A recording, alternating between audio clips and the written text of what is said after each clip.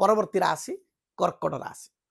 कर्कट राशि व्यक्ति जो देखा ताले कर्कट राशि पुरुष और महिला उभय मुझे 2025 मसीह स्वास्थ्य हेतु बाधा रही है।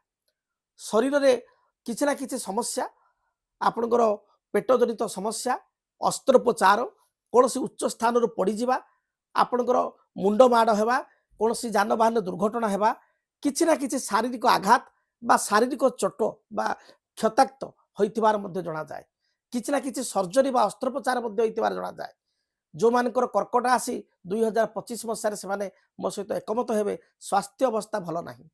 तेबे इंग्राजी नववर्ष 2026 मसीह आपण स्वास्थ्य हेतु को शुभप्रद रही।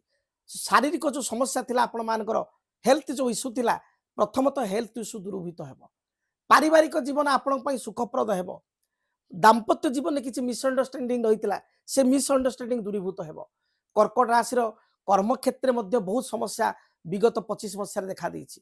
तेबे 2026 मसीह आपणकर प्रायतः मे 25 रु आपणकर देखिए वर्ष एंडिंग पर्यंत कर्म क्षेत्र स्थिति मजबूत रहिबो।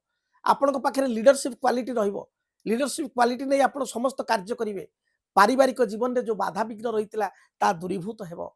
विशेष करी नूतन जमी गृह जानवाहन विदेश यात्रा किसी ना किसी अचिवमेंट्स आपण निश्चय प्रायतः एप्रिल मास ठारू आपण अक्टोबर मास मध्य देखिए प्राप्ति करेंगे। तेणु आपण यही समयटी बहुत ही शुभप्रद रही।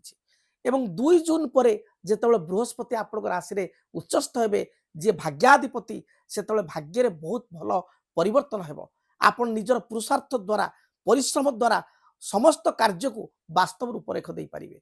संतान क्षेत्र में सामान्य समस्या 2 जून पर्यंत रही। 2 जून पर पिला माने आगु को बढ़िबे। बड़ पुओ होइतिले बा बड़ झियो होइतिले तांकर विभाग रही जीवो। कौन सी कर्म प्राप्ति करिवे नूतन कर्म तांको मिलिबो बा कर्म करुथिले ज्येष्ठ संतान पदोन्नति प्रमोशन पाइबे। भल एमएनसी कंपनी रे मल्टीनेशनल कंपनी रे जॉब करिवार सुजोग मिलिबो। आपणकर मध्य कर्म क्षेत्र स्थिति कर्कट राशि हेतिले बहुत शुभप्रद रहिबो।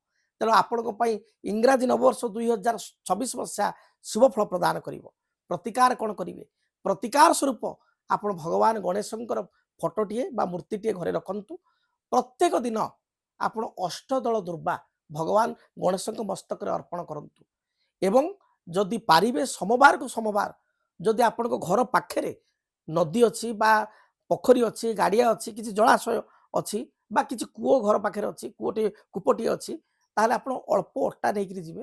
अट्टा को भल भाव गोला करेंगे छोट छोट गोली करेंगे छोट छोट गोली बा गोला को नाभि आपण छुआई बा स्पर्श करी से जलचर प्राणी मान को देवे। देखिए सारा वर्ष आपंकर बहुत भल कटिव। ये बहुत सस्ता प्रतिकार बा कौन अर्थ खर्च ना या करें देखिए निश्चय सारा वर्ष शुभप्रद है।